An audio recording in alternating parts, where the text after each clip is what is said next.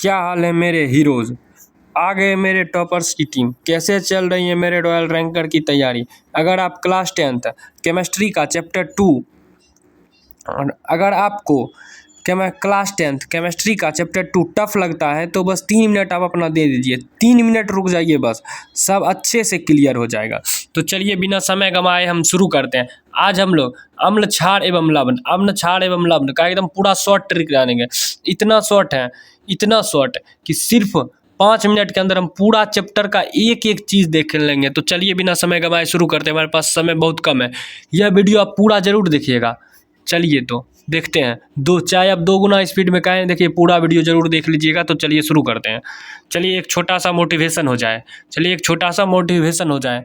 याद रखो, अगर तुम नहीं करोगे तो कोई और कर देगा। दुनिया किसी का इंतज़ार नहीं करता। जो आज मेहनत करेगा वही कल चमकेगा, और जो सोता रहेगा वो बस दूसरों की सफलता की कहानी सुनता रहेगा।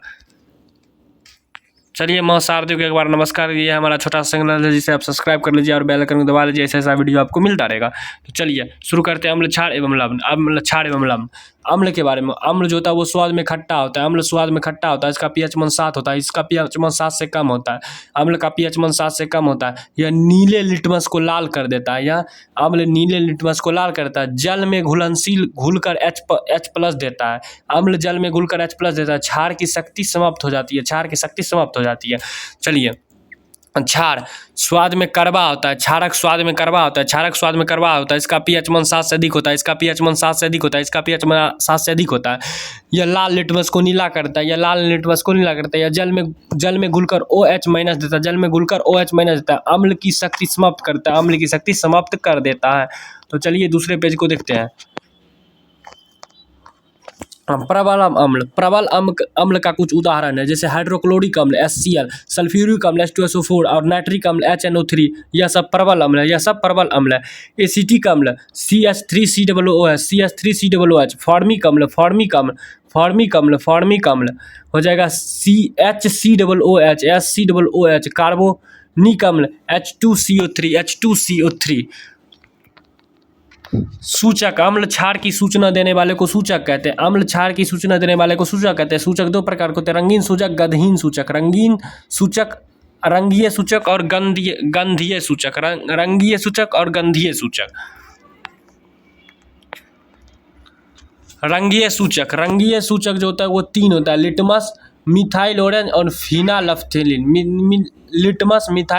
फिनाइलफ्थेलिन। इसे संश्लेषित सूचक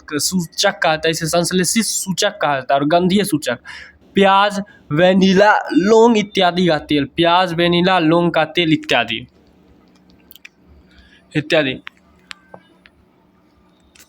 धातु के ऑक्साइड क्षारीय होते हैं। अधातु के ऑक्साइड अम्लीय होते हैं। जल में घुलनशील क्षारक को क्षार कहते हैं। क्या बोले? जल में घुलनशील क्षारक को क्या कहते हैं? क्षार कहते हैं। जैसे NaOH, KOH, CaOH का होल 2, NH4OH, यह सब क्या है? जल में घुलनशील क्षारक। और जल में घुलनशील क्षारक को ही क्षार कहते हैं। धातु प्लस अम्ल क्या बनाता है? अम्ल और हाइड्रोजन गैस। धातु प्लस अम्ल और हाइड्रोजन गैस। धातु कार्बोनेट या धातु हाइड्रोजन कार्बोनेट प्लस अम्ल क्या बनाता है? अम्ल प्लस CO2 प्लस H2O। चलिए, अम्ल क्षार लवण।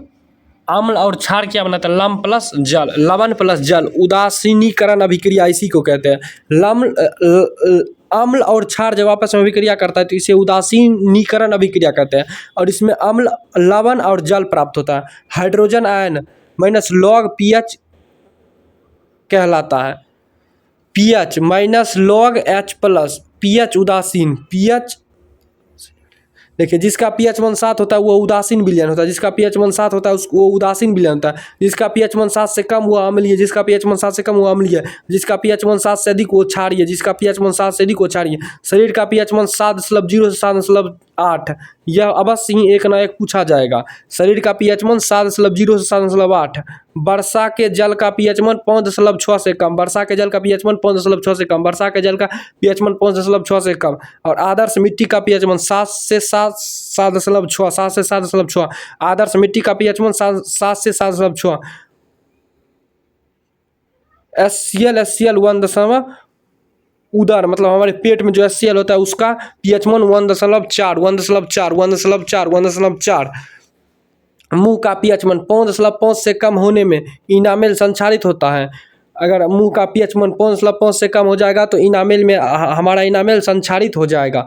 प्राकृतिक स्रोत, चलिए ये इससे भी एक ना एक पूछा ही जाएगा। प्राकृतिक स्रोत, सिरका में क्या पाया जाता है? सिरका में पाया जाता है एसिटिक अम्ल, सिरका में एसिटिक अम्ल, संतरा साइट्रिक अम्ल, इससे एक ना एक नंबर जरूर पूछा जाएगा। संतरा साइट्रिक अम्ल, इमली टार्टरिक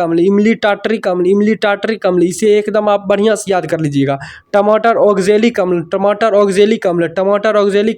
खट्टा दूध लैक्टिक अम्ल, नींबू साइट्रिक अम्ल, चीटी का डंक मेथेनोइक अम्ल, नेटल का डंक फॉर्मिक अम्ल, नेटल का डंक फॉर्मिक अम्ल, क्या हो जाएगा? फॉर्मिक अम्ल।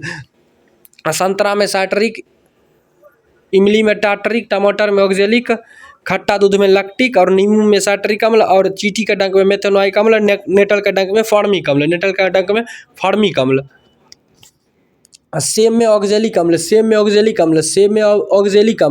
अमरूद में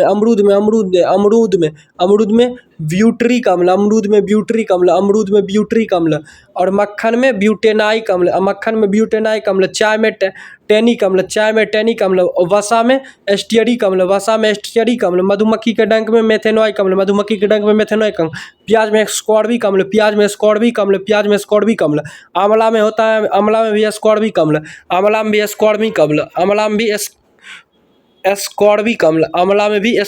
अम्ल, प्रबल क्षार होता है कास्टिक सोडा और caustic potash. Caustic soda NaOH और कास्टिक पोटास KOH, और दुर्बल क्षार NH4OH, COH का होल 2, MgOH का होल 2। यौगिक रासायनिक नाम और उसका निसूत्र। साधारण नमक को सोडियम क्लोराइड कहते हैं, इससे भी एक नंबर ही पूछा ही जाएगा। साधारण नमक को सोडियम क्लोराइड कहते हैं और इसे NaCl। विरंजक चूर्ण calcium oxide chloride, CaOCl2। Baking soda sodium bicarbonate NaCO3। धोने का soda sodium carbonate decahydrate Na2CO3 10H2O। धोवन सोडा सोडियम बाइकार्बोनेट, देखिए बेकिंग सोडा सीधा होता है NaHCO3, और जैसे धोना 10 बाल्टी पानी, याद रखिएगा 10 बाल्टी पानी धोवन सोडा 10 बाल्टी पानी, Na2CO3 10H2O। फिर plaster of Paris calcium sulphate अर्धहाइड्रेट, CaSO4 हाफ H2O। चलिए ख़त्म होता है हमारा चैप्टर यहीं से। पूरा चैप्टर हम मात्र 8 मिनट में ख़त्म कर दिए।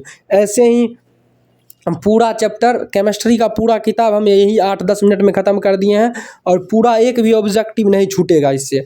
यह क्विक रिवीजन हुआ एक तरह से। अगर आपको यह वीडियो पसंद आए तो आप लाइक कर दीजिएगा, सब्सक्राइब और एक प्यारा सा कमेंट जरूर कर दीजिएगा। तो चलिए धन्यवाद, अब मिलते हैं अगले वीडियो में। वंदे मातरम।